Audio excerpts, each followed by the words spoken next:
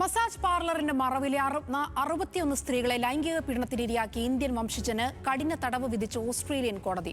ഡൽഹി സ്വദേശിയായ സുമിത് സതീഷ് റസ്തോഗിയെയാണ് 13 വർഷവും 10 മാസവും പരോളില്ലാത്ത തടവിന് സൗത്ത് ഓസ്ട്രേലിയ കോടതി ശിക്ഷിച്ചത്. തുടക്കത്തിൽ സ്ത്രീകളുടെ വിശ്വാസം പിടിച്ചുപറ്റിയ പ്രതി പീഡന ദൃശ്യങ്ങൾ പ്രചരിപ്പിക്കുമെന്ന് ഭീഷണിപ്പെടുത്തിയാണ് അതിക്രമം തുടർന്നത്. മസാജ് തെറാപ്പിസ്റ്റിനുള്ള ലൈസൻസ് ഇല്ലാതെയാണ് ഇയാൾ വ്യാജ കേന്ദ്രം പ്രവർത്തിപ്പിച്ചിരുന്നത്.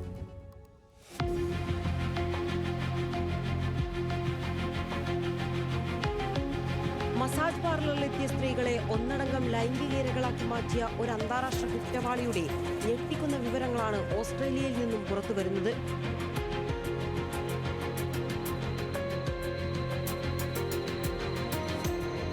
അഡലൈഡിലെ ഗ്ലെനൽഗിലുള്ള മസാജ് പാർലറിൽ വെച്ച് 61 സ്ത്രീകളെ ക്രൂരമായി ലൈംഗിക ചൂഷണത്തിനിരയാക്കിയ കേസിൽ ഇന്ത്യൻ വംശജനായ സുമിത് സതീഷ് റസ്തോഗി എന്ന 39-കാരനെയാണ് കോടതി ശിക്ഷിച്ചത്. 97ഓളം കുറ്റകൃത്യങ്ങളാണ് 9 മാസത്തിനിടെ ഇയാൾ ചെയ്തു കൂട്ടിയത്.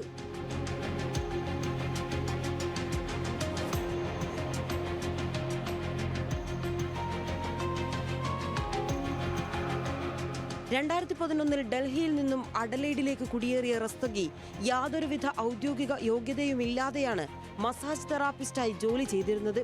2021 ഒക്ടോബർ മുതൽ 2022 ജൂലൈ വരെയുള്ള കാലയളവിലായിരുന്നു പാർലറിലെത്തുന്ന സ്ത്രീകളുടെ വിശ്വാസത്തെ ഇയാൾ ചൂഷണം ചെയ്തത്.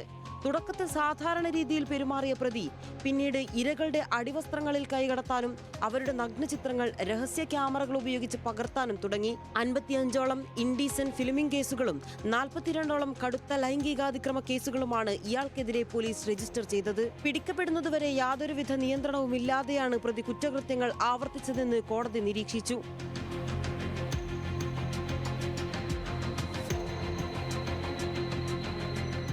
മധുവിധു ആഘോഷിക്കാനെത്തിയ ഒരു യുവതി പോലും റസ്തോഗിയുടെ ക്രൂരതയ്ക്കിരയായി.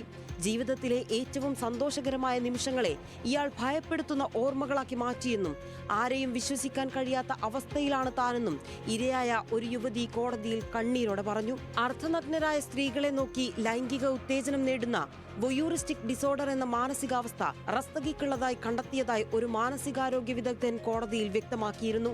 ഈ രോഗനിർണയം ഇയാൾ ചെയ്ത കുറ്റങ്ങൾക്ക് ഒരു വൈദ്യശാസ്ത്രപരമായ വിശദീകരണം നൽകുന്നുണ്ടെങ്കിലും ഇതിയാളെ കുറ്റവിമുക്തനാക്കുന്നില്ലെന്ന് ജഡ്ജി പറഞ്ഞു. കുറ്റം പൂർണ്ണമായും തെളിഞ്ഞതിനെ തുടർന്നാണ് സൗത്ത് ഓസ്ട്രേലിയ ഡിസ്ട്രിക്ട് കോടതി ജഡ്ജി കാർമെൻ മാറ്റിയോ പ്രതിക്ക് 13 വർഷവും 10 മാസവും തടവ് ശിക്ഷ വിധിച്ചത്. ശിക്ഷാ കാലയളവിൽ കുറഞ്ഞത് 10 വർഷവും 10 മാസവും പൂർത്തിയാക്കിയതിനു ശേഷം മാത്രമേ ഇയാൾക്ക് പരോളിന് അർഹതയുണ്ടാവുകയുള്ളൂ. തടവ് കാലാവധിക്കു ശേഷം ഇയാളെ ഓസ്ട്രേലിയയിൽ നിന്നും നാടുകടത്തുമെന്നും വിധിന്യായത്തിൽ വ്യക്തമാക്കുന്നു. News desk news Malayalam.